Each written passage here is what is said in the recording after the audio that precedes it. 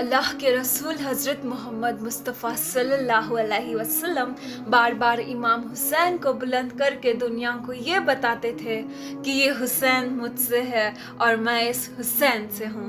ऐ लोगों, अगर इस हुसैन पे कोई मुश्किल का वक्त आ जाए और ये तुमसे मदद तलब करे तो इसका साथ देना, क्योंकि ये जन्नत के जवानों का सरदार है, मेरा खून है, मेरी औलाद है। लेकिन अफसोस, अभी रसूलुल्लाह की रहलत को थोड़ा वक्त ही गुजरा था कि करबला के मैदान में एक तरफ लाखों का मजमा था और दूसरी तरफ वो हुसैन जिसको अल्लाह के रसूल अपने कंधों पर सवार करते थे। इमाम हुसैन अलैहिस्सलाम अपने नाना की उम्मत से बार बार कहते रहे, तुमने मेरा रास्ता रोका है। ऐ लोगों, पहचानो, मैं तुम्हारे नबी का नवासा हूँ। क्यों 3 दिन से मेरे बच्चों को प्यासा रखा?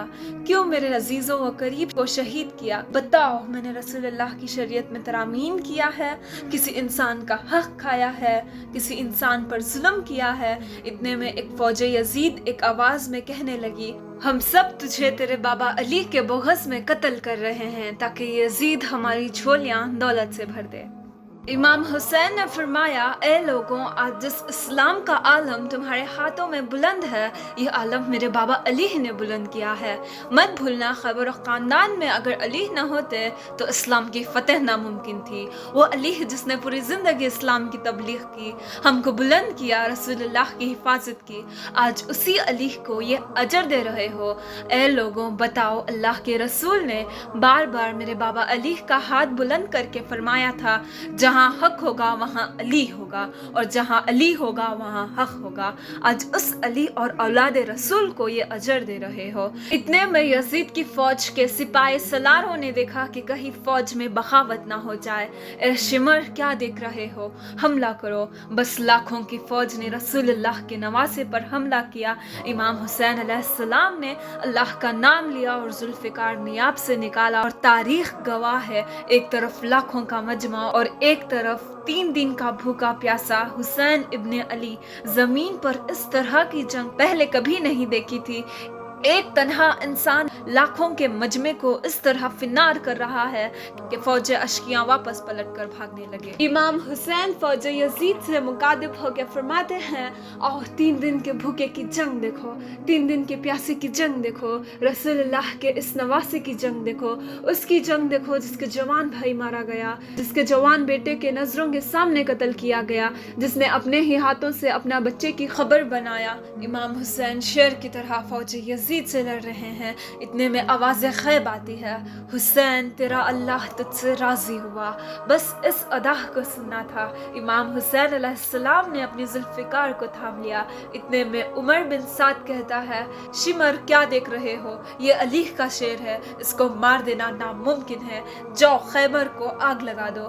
बस कुछ ही जालिमों ने बीवियों के खैमों को आग लगा दी और कुछ इमाम हुसैन को दूर से तीर मारने लगे।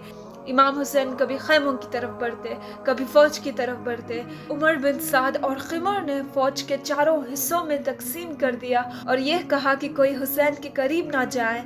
जिसके पास जो जो चीज़ है उसे हुसैन को मारे, जिसके पास नेज़े थे वो नेज़ों से मारे, जिसके पास तीर थे वो तीर से मारे और जिसके पास पर्चियाँ थी वो पर्चियाँ से मारता रहा। तारीख ने लिखा, उसके पास मारने के लिए कुछ न था, वो करबला की गर्म ज़मीन से मिट्टी उठाकर हुसैन की तरफ फेंकते रहे। इमाम हुसैन का जिस्म मुबारक पर हज़ारों ज़ख्म लगते रहे। आपके जिस्म मुबारक पर इतने तीर थे कि आपका जिस्म मुबारक नज़र तक नहीं आ रहा था।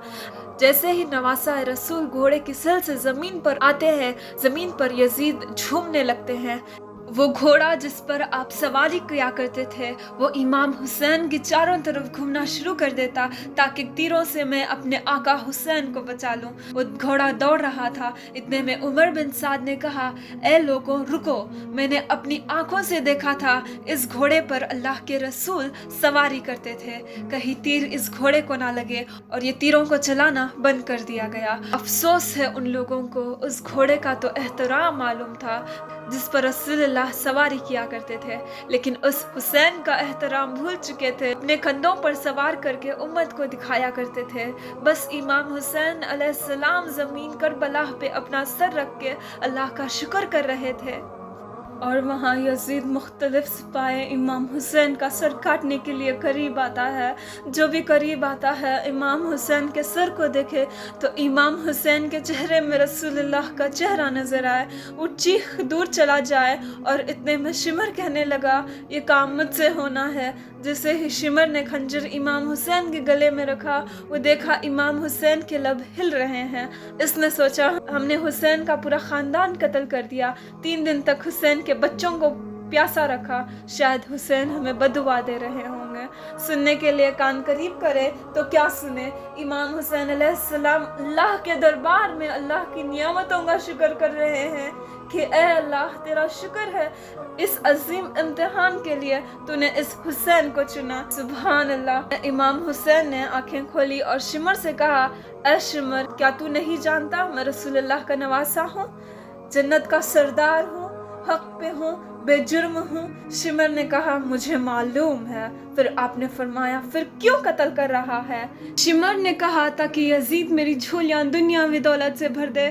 بس کہتے کہتے شمر نے امام حسین کا گلا کاٹتا رہا اور فوراً یزید مسلسل جھومتی رہی. امام حسین کا سر کلام ہونے کے بعد سداد کو لوٹا گیا. امام حسین کا سر مبارک کو لوگوں سے بلند کر دیا. بی بی سکینہ کو تماچے مارنے لگے.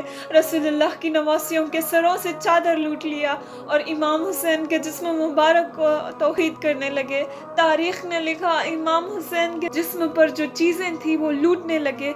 اتنے میں ایک شخص امام حسین کے قریب آیا. امام حسین کے ہاتھ میں ایک انگوٹھی پہنی تھی. اتارنے کی کوشش کی, نہ اتری تو وہ انگلی کاٹ کے انگوٹھی لے گیا. آپ کے جسم مبارک کو رسیوں سے باندھ کے کربلا کی گرم زمین پر ادھر سے ادھر پھرایا گیا. اتنے میں عمر بن سعد نے کہا اے شمر حسین اور اس کی ساتھیوں کی لاش کو وہ حشر کرتے ہیں کہ رہتی دنیا تک کوئی بھی یزید کے خلاف آواز نہ اٹھائے. سب کے جسموں کو سروں سے کاٹ لو اور سب کی لاشوں کو بامال کر دو. زمین کربلا گواہ ہے. کہیں سے کوئی قبیلہ اٹھ کے آتا ہے اور کہتا ہے کہ ہم خود کی لاش کو بے مال نہیں ہونے دیں گے. کہیں بی بی ام لیلہ کا قبیلہ آ کے کہتا ہے کہ ہم علی اکبر کا لاش بے مال ہونے نہیں دیں گے. کہیں بی بی ربیل کے لوگ کہتے ہیں ہم علی اصغر کا لاش بامال ہونے نہیں دیں گے. ایک ایک شہید کی لاش بے مال ہونے والی جگہ سے ہٹائی گئی. تاریخ گواہ ہے صرف رسول اللہ کا اکیلا نواسا کربلا کی گرم زمین پر پڑا رہا اور مغرب کے گھوڑے مشرق کی طرف اور مشرق کے گھوڑے مغرب کی طرف دوڑتے رہے. امام حسین کا جسم مبارک بے مال ہوتا رہا. امام جعفر صادق علیہ السلام فرماتے ہیں میرا سلام ہو میرے اس غریب دادا پر جس کی لاش کو اس طرح بے مال کیا گیا. ان کی دائیں پسلیاں بائیں پسلیوں کی طرف چلی گئی اور بائیں پسلیاں دائیں پسلیوں کی طرف چلی گئی جن کا سینہ اور پشت ایک ساتھ ہو گیا. سلام ہو میرا اس بے وطن دادا حسین پر جس کا جسم مبارک کے ٹکڑوں کی زمین کربلا پر بکھیرا گیا. سلام ہو سلام ہو سلام ہو.